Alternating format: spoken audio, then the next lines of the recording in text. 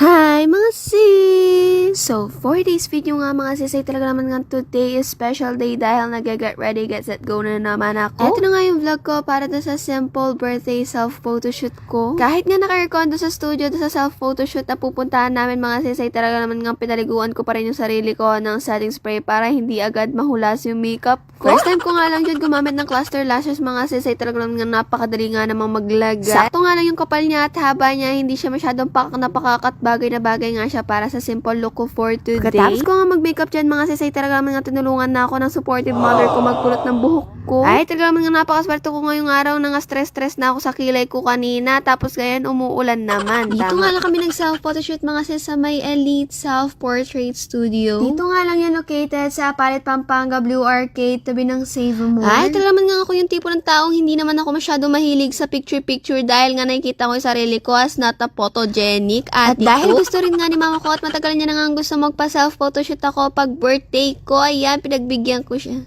Ay, kung matagal na nga sumusubaybay sa akin, talaga naman nga alam niyo yung last year ko na nag-DIY self-photoshoot ako sa terrace ng tita ko. At kung nagbabalak naman nga kayo magpa-self-photoshoot mga sis at malapit lang nga kayo sa Save More Blue Arcade, ay ilalagay ko nga dyan sa screen yung mga packages nila. Hindi ko nga pa pala na-mention at hindi ko nga nasama sa video na meron nga silang mga palibreng props at meron nga din silang nire-rent na mga costume, mga props and anything. Ayan na nga po, napaka-supportive kong nanay. Binigyan nga ako ng flowers, roses, kasi daw maganda daw sa picture yan. Props. Bali, yung mga ginamit ko ng props, mga sis ay free nga lang yan. At ang alam ko nga lang na may rent doon is yung mga cake. Ay, Rugo, pagpasensyahan nyo na nga yung postura ko dyan. Huwag kayong magalala, half body lang naman nakikita doon. Hindi naman nakikita yung paa ko. Ayun nga sinasabi ko mga props, mga sis na sa bandang gilid ko. Hindi na video. Ay, kung nakita nyo nga yung post ko nung mismong birthday ko na isang picture pa lang, napakaganda na. Paano pa kaya yung iba kong picture? Bali, yung photoshoot na nga to, mga sis ay bigla nga lang at hindi kami masyadong ready pero ganda pa rin ang kinalabasan. Ito na nga yung itsura ko after that photoshoot na napaka-rush na pinagmadali dahil 15 minutes nga lang ang time ko doon.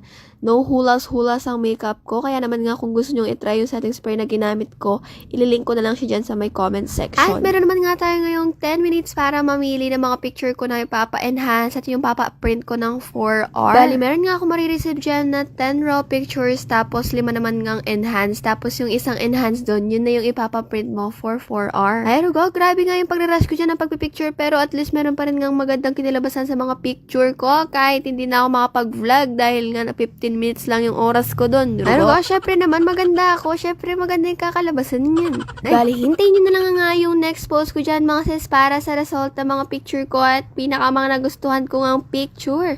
Dito ko nga tatapusin ang ating video for today. Bye!